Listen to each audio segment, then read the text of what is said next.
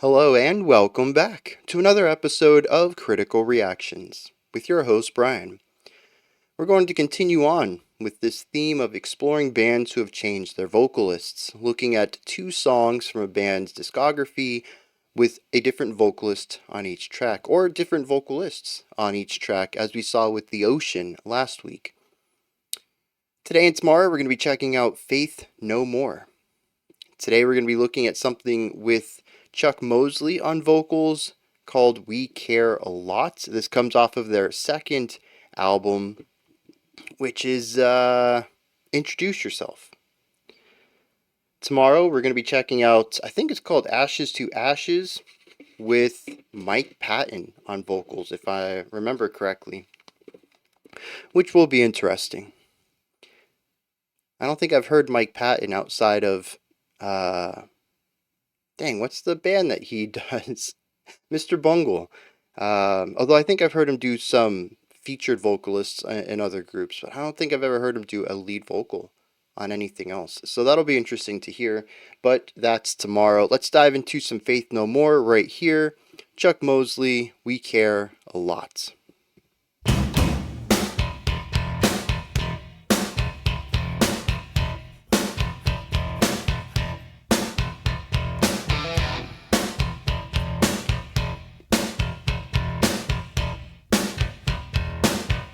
There was some rhythmic strumming, muted strumming.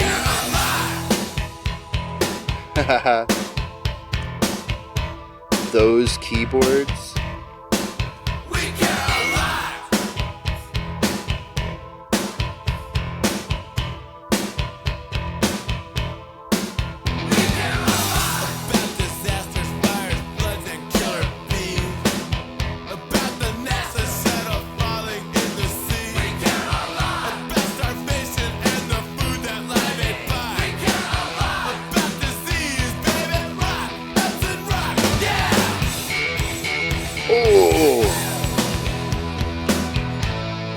That was a nice lick, transition lick.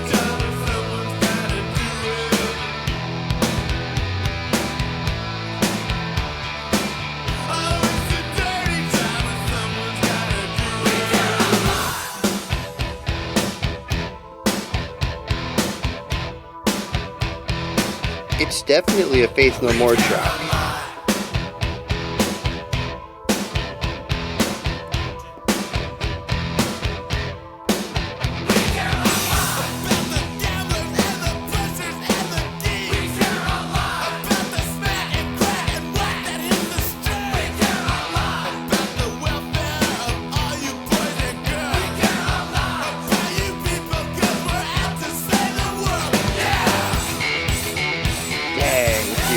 That's a high energy transition, and this is a bit more energy than the verse, but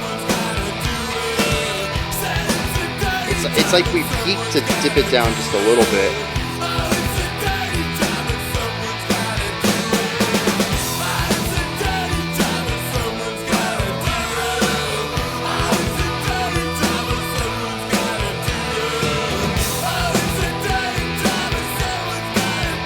This guitar line's interesting right here.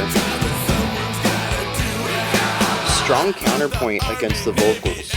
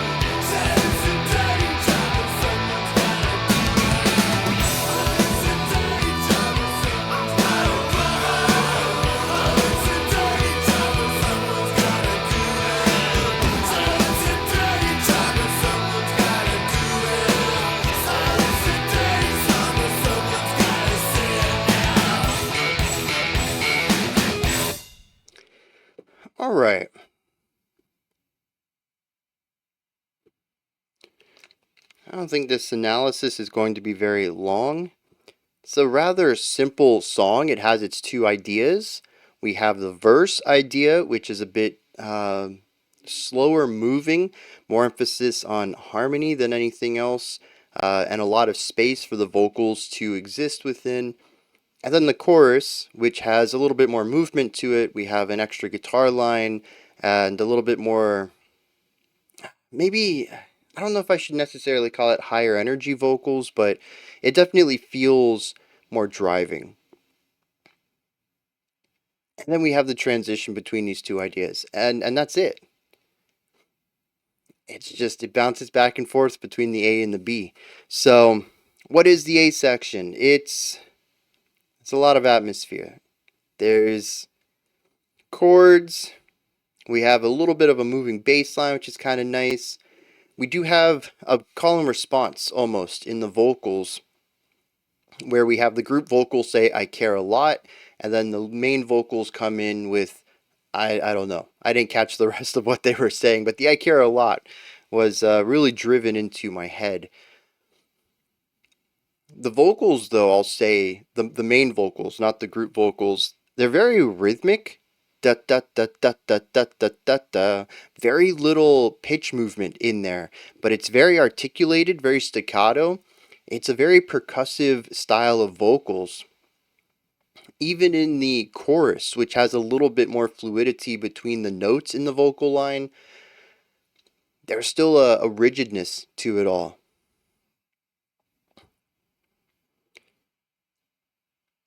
There are ornamental things that pop up in the verse, though. I mentioned at the very beginning in the intro there was some sort of muted strummed guitar stuff coming in on the right side. There's the synth, the keyboard that comes in during the verse as well. Chord progression note, like I said, it sets up a very strong atmosphere, all of these elements. It feels biting because of the vocal delivery. There's also a bit of a cheekiness to some of the vocals, um, like on the group vocals. I don't think it's just the same "We Care a Lot" sample repeated over and over. And sample's the wrong word, but it like they recorded it once and then copied it and replaced it all of the time. Which when did this come out? 87. Yeah, I mean, they could have hard stitched it on tape. I don't know if they were doing digital yet at 87. Um, Regardless, though, it sounds like each single "We Care a Lot" is unique, and they kind of lean into it a little bit in sort of an interesting way, where sometimes it feels a bit sarcastic, other times it feels more sincere, but it sort of dances between that, swinging between the two ends, finding all the room in the spectrum between sincerity and um, satirical.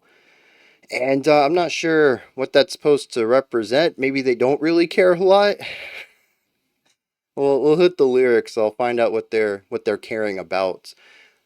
But I did notice that there's a couple where it just kind of feels fun, where they just kind of did a take. We care a lot. Just whatever fun way they want to say it. And it's not all of them either. It's usually this one voice off to the side or something where the core vocals are pretty straightforward.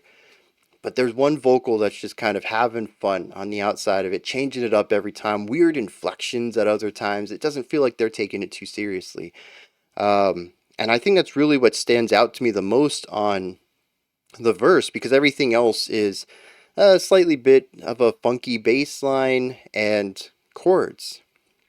We'll get to what I think is happening harmonically in a second, but I want to take this to the chorus next. This is interesting. We have a guitar show up center left, somewhere around here, and it runs counter to the vocals. It is a loop, I believe. Good old guitar riff, but it is still counterpoint, I think, in this case, because the vocals are also on a loop themselves, rhythmically and pitch-wise, melodically. What they're doing is kind of repetitive also. So we have two lead loops, riffs, ostinatos, whatever you want to call them, going off at the same time. And where the vocals had dominance in the composition in the verse, they don't hear anymore, and the guitars can kind of overpower them at times. They're on very different wavelengths, though, which I think is pretty cool.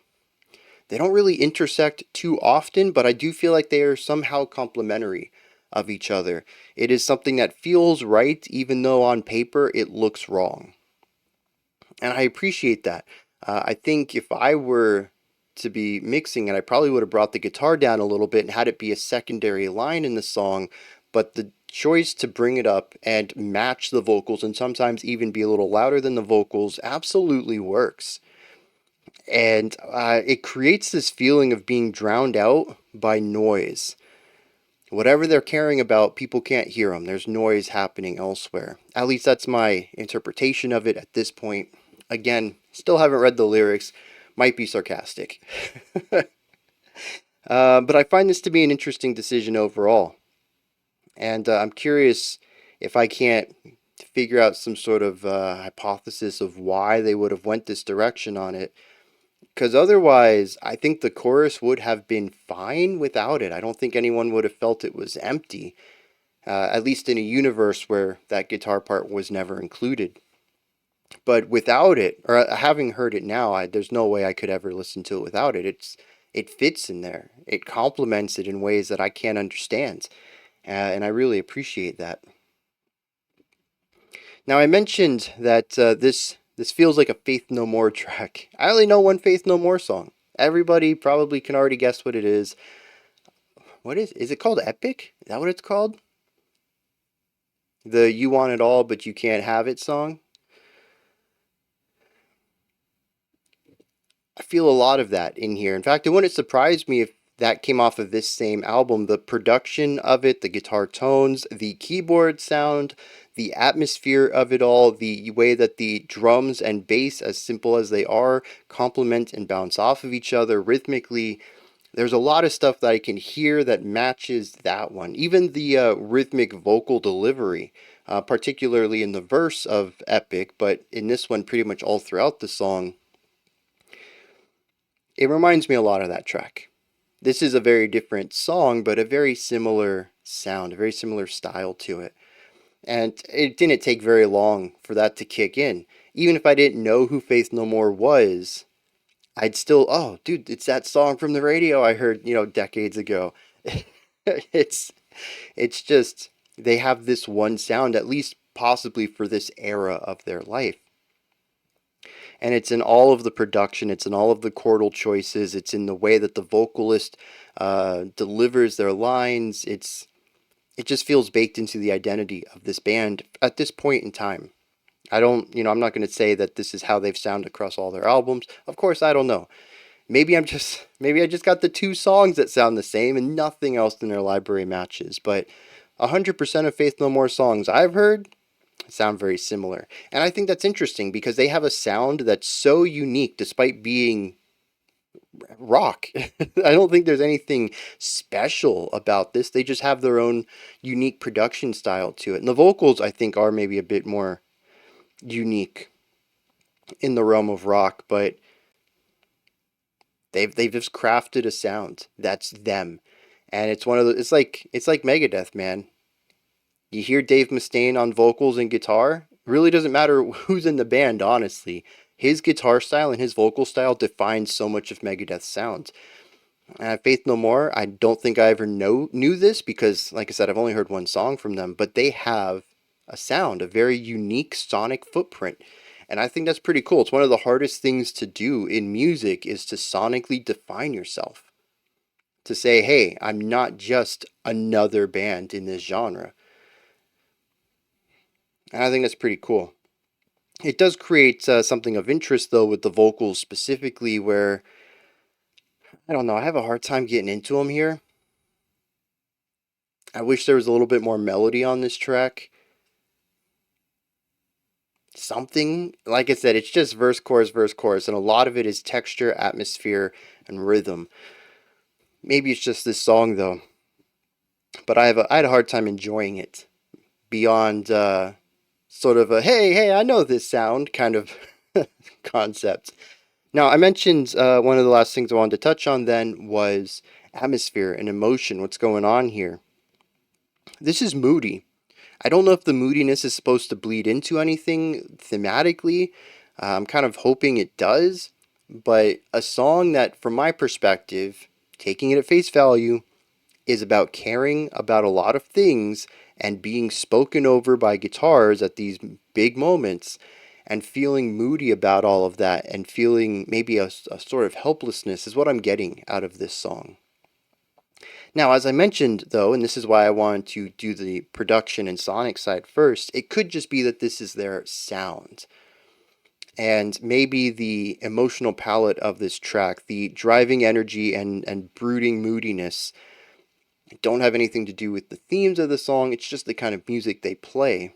But if I do attribute it, it feels like a sort of helplessness as you attempt to fix things where you see issues that you're passionate about and none of your fixes take hold because no one cares. You're constantly being talked over or spoken over, and you're not seeing any change in the ways that you want to about things you're passionate about. That's what it feels like to me.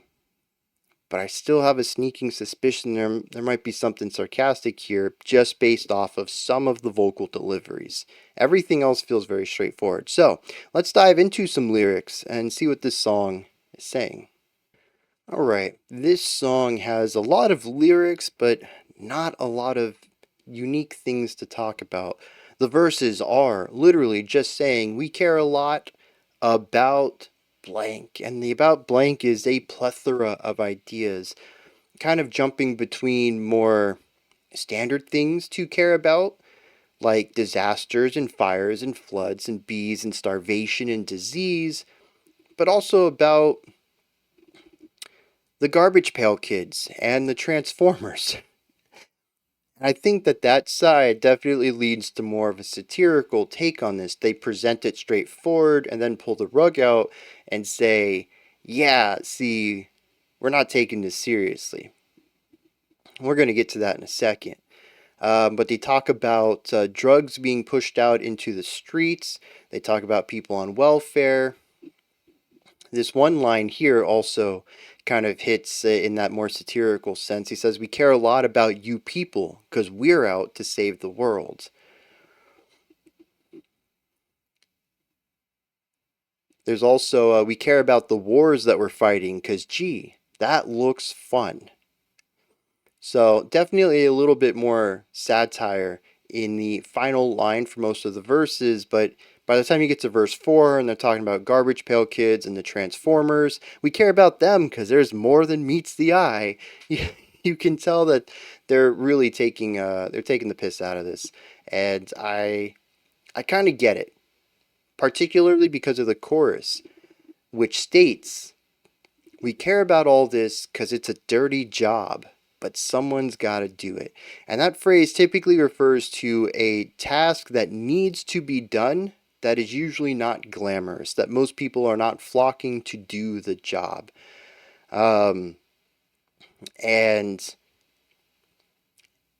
yeah, so caring about things is something that most people don't want to do. It isn't glamorous, it's tough to do. So we'll do it because we're that type of person who's out to benefit the world. We want to help everyone, even if it isn't a fun thing to do, even if it isn't glamorous or luxurious or easy, we'll do it. And that is where a lot of the bite comes from. Because caring about things is really easy and a lot of people do it. Fixing things, that is the dirty job. And so this song, I think interestingly, is about celebrities who come out and talk about things that are affecting the world. They care about these issues, they care about these problems, but that's where it stops. They publicly care about it, and then they don't do anything. And I think it's interesting that they bring up right in verse 1, they talk about Live Aid, almost as if they're immediately wanting to take the jab at that, which I don't know if it's still a thing around anymore, but definitely during the 90s, probably the 80s too, given when this song came out, It was a concert festival where proceeds went towards something. I'm not even sure what they all went towards, but some sort of nonprofit organization or whatever group needed the money, that they would do these concerts in order to raise money for whatever cause. And it seems like they're immediately taking jabs at this, having celebrities come out and talk about these things, about how much they care about whatever the cause is right here, and it's all very public, good PR stuff. But then afterwards, you never hear about the celebrity talking about it again. And I really think that that's what this song is about. And I really like the final line too, because this actually has a very modern modern thing going on. The final line changes the it's a dirty job but someone's got to do it to it's a dirty song but someone's got to sing it. And it's to me this kind of feels very modern, especially with the Imagine social media song that all the celebrities sang back in 2020 during the pandemic, and they were all doing their cover of that track, and I think they were all being smashed together too. It was like a supercut of a bunch of celebrities singing Imagine, and yeah, it felt very fake. They every celebrity got called out and dragged immediately on social media. It didn't feel sincere at all, and that's kind of what this feels like. Doing it for the publicity, singing a song for the good PR of it, and ignoring any problems other than that. It's interesting. I'm also seeing that this song was released 3 times. On their first album, re-recorded on their second album, which was their first one with a record label, and then a live version with Mike Patton. We're not going to check out that live version, but we will listen to a Faith No More song with Mike Patton tomorrow. But it seems like every time it was re-recorded, some of the lines get swapped around for social relevance. For example, the original version mentions Madonna and Mr. T, while this one didn't. So that's interesting. How this lines up with the music, I don't know. This goes against a lot of what I was feeling musically, so I'm going to say that this is just their style of music and that they put some words to it. And I don't think the moodiness of it really has much to do with the lyrics itself. Mostly the vocal delivery, I think, is where I feel the most of the lyrical themes being presented. All right, that's going to wrap this one up. Those are my thoughts. Faith No More, We Care a Lot. What do you think of this track? Is there anything that stood out to you? Anything that you would like to add on to what I said or correct me on? Maybe you have your own thoughts, opinions, or perspective on this song. Please put all of that and any other thoughts you have down into the comments section. Above that, in the description box, you'll find a link to Linktree. Takes you here. You can find links to my music, ways to support the channel, a link to the Discord server, and so much more. Above that, if you could, like, subscribe, and ring the bell. I greatly appreciate all 3 of those. Alright, that wraps it up for this one. I'll be back tomorrow, though, 5 p.m. Eastern Standard Time, 9 p.m. UTC as usual. We'll check out some more Faith No More. Until next time, remember to be critical, not cynical, of the music you listen to, and have a fantastic morning, afternoon, or evening, whenever you choose to watch my videos.